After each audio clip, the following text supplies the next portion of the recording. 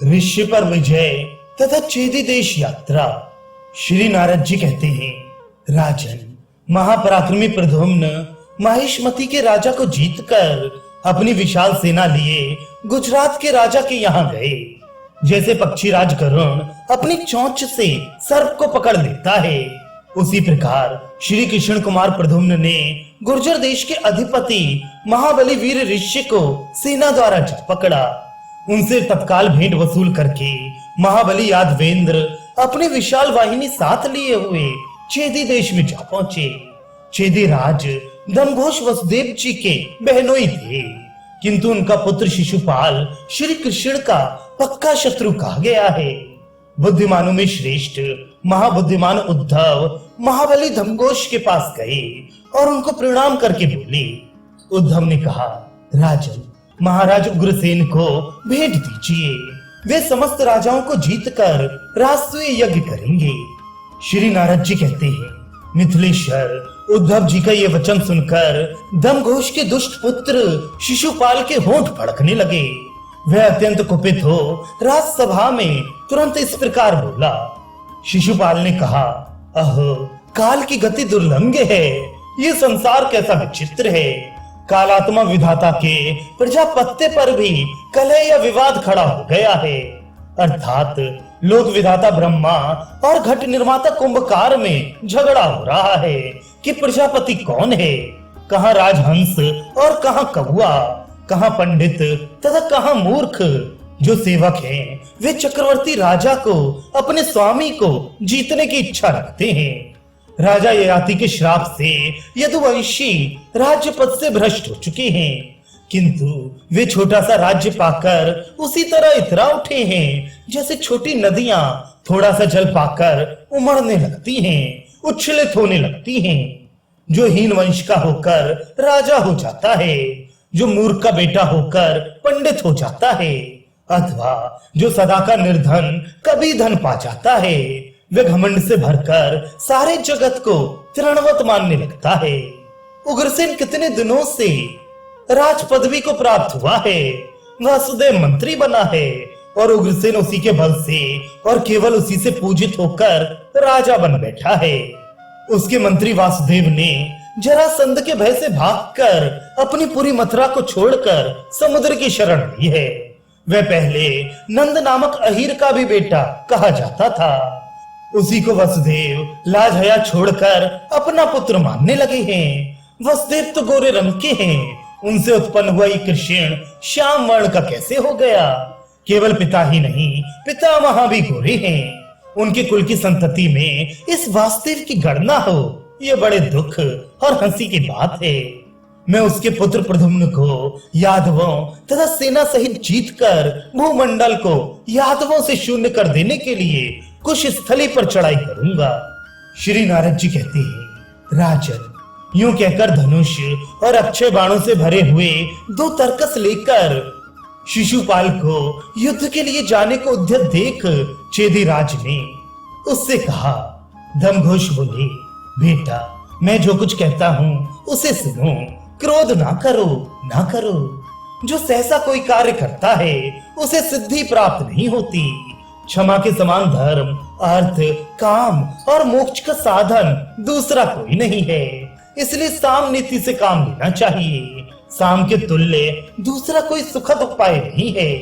दान से साम की शोभा होती है और साम की सत्कार से सत्कार की भी तभी शोभा होती है जब वह यथा योग्य गुण देखकर किया जाए। यादव और चेदी सगे संबंधी माने गए हैं, अतः मैं वास्तव में यही चाहता हूँ कि यादवों तथा चेदियों में कलश ना हो।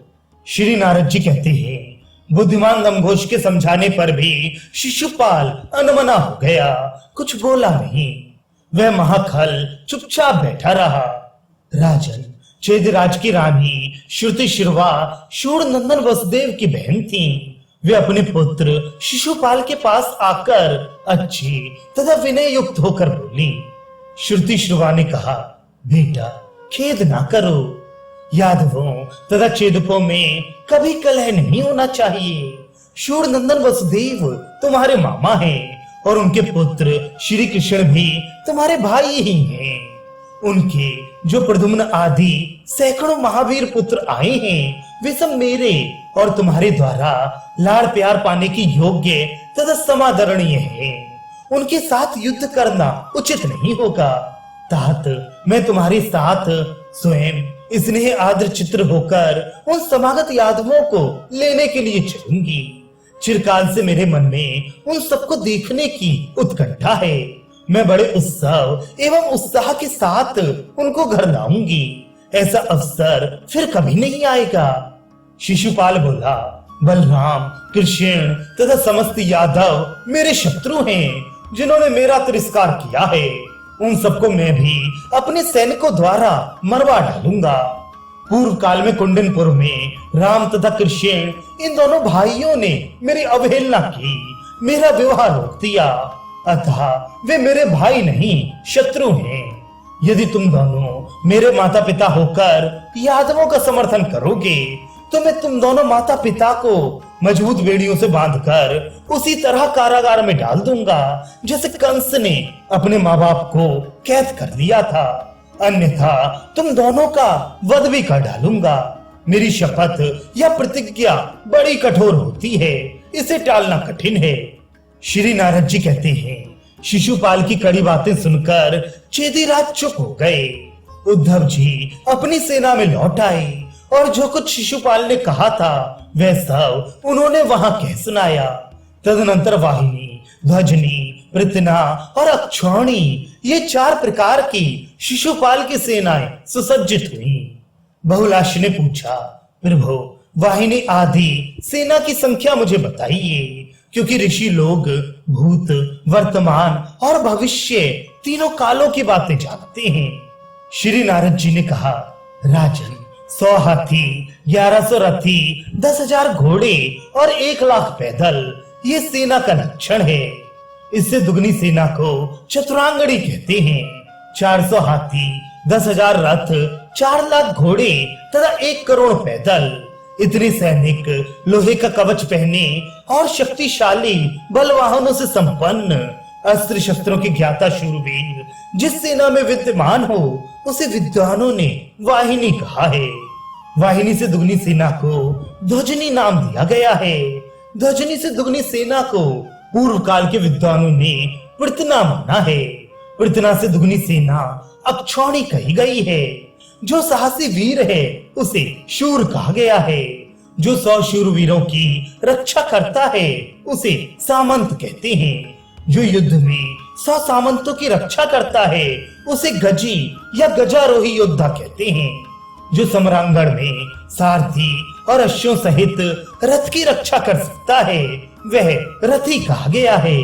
जो अपने बाणों से सेना की रक्षा करता है उसे महारथी कहते हैं। जो अपनी सेना की रक्षा और शत्रुओं का संहार करते हुए रण क्षेत्र में अक्षौणी सेना के साथ युद्ध कर सके उसे सदा अतिरथी माना गया है।